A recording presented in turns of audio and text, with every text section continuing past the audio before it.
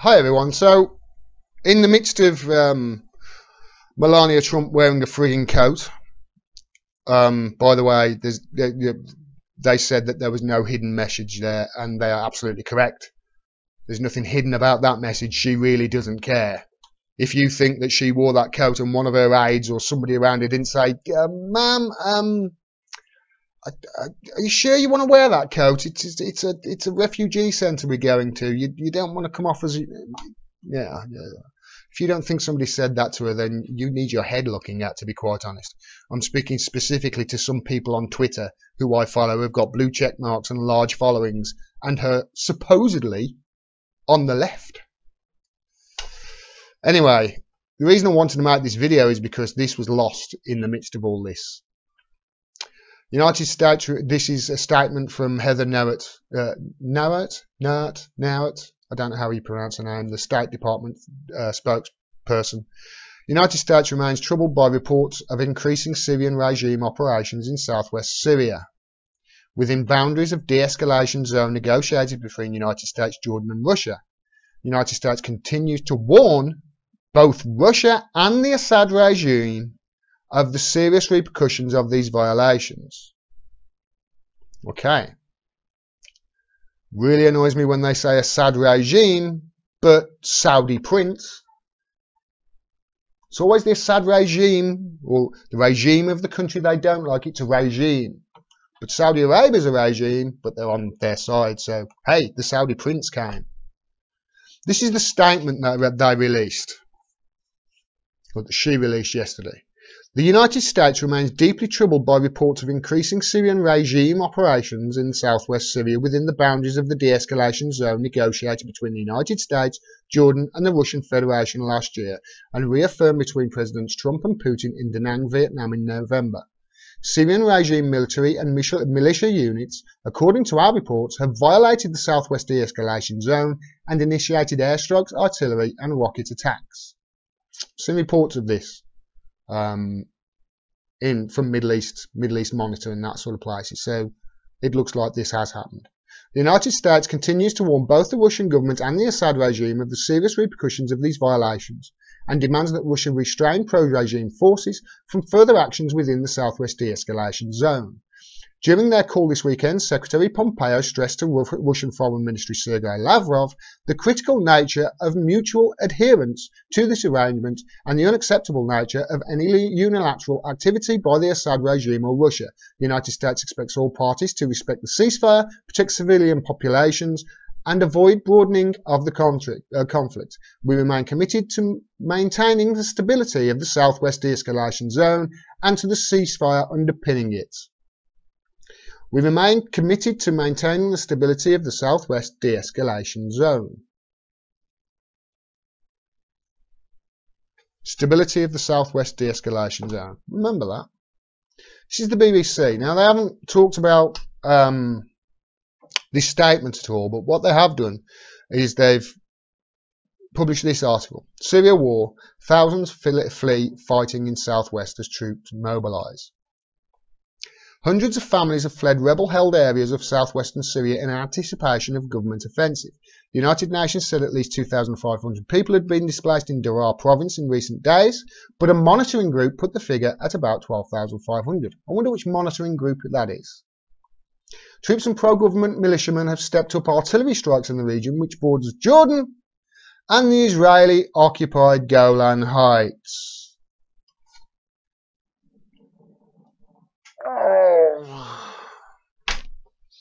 I wonder why America is committed to the stability of the de-escalation zone there. Fighting has been limited there since last year under a de-escalation deal. The United States, which supports rebel forces in the area. Right, okay, I'm gonna, the way that sentence starts there, the United States, which supports rebel forces in the area, I'm gonna put that into the words that the BBC should have used. The United States, which arms, funds and supports the terrorist forces in the area and brokered the agreement along with Jordan and the government's key ally Russia, warned last week that it would take firm and appropriate measures in responses to any violations. It fears that a government offensive will broaden the conflict in Syria, which has left more than 350,000 people dead and displaced 11 million others since 2011. Right, okay, here's the map. You see there in the bottom left-hand corner, there's Daraa, not far from the capital city of Damascus. And obviously that borders Israel and, I suppose, Jordan. That purple patch there, Syrian rebel forces. They're not rebel forces. Rebel forces suggest that it's arising from within a country that are trying to overthrow a dictatorship government. That's what rebel forces suggest. But they're not from within Syria. They're not from within Syria. These are terrorists that have been brought in from outside of Syria, who've been trained and armed outside of Syria and specifically sent into Syria to overthrow the government. This is not rebel forces. This is terrorists. Terrorists which the United States and the United Kingdom are funding, arming and training through Saudi Arabia. This article continues, and now we come to the UK-based monitoring group that I mentioned earlier in the article. The Syrian Observatory for Human Rights, a UK-based monitoring group, reported on Thursday that some 12,500 civilians had fled their homes in eastern Daraa province in the past 2 days after government forces intensified their shelling. That paragraph I'm going to read factually. Okay? I'm going to read that factually. Check this. The Syrian Observatory for Human Rights, a UK-based monitoring group, which is just one guy who lives about 30 miles from me in Coventry, reported on Thursday that some 12,500 civilians had fled their homes in eastern Daraa. That's how the Syrian Observatory for Human Rights is one guy. He lives in Coventry. One guy, funded by the UK government, by the way. I'm sure from what I can tell, he's actually trying to do his best, but it's one guy.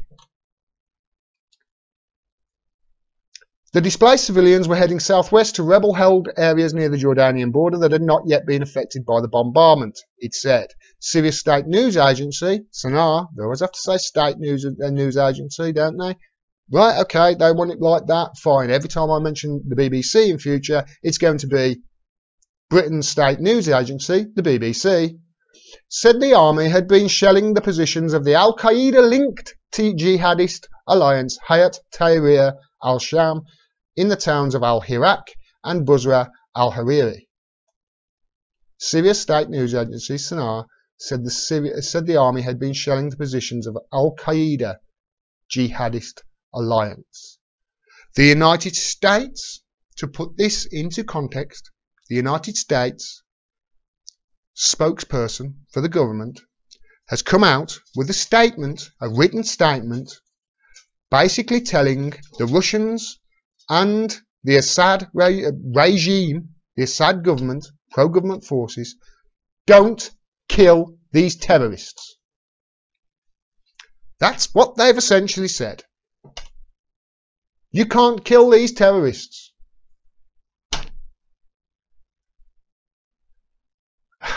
It also reported that shells fired by, quote, terrorists, so they've put that in quotes. There's no need for quotes there. They're terrorists. It also reported that shells fired by terrorists in Daraa province had killed 2 civilians in the government-held city of Suwaida to the east. The United Nations said shelling and fighting reportedly killed 20 people on Wednesday, including 11 in the city of Daraa, and expressed deep concern for the safety of the estimated 750,000 people living in southwestern Syria.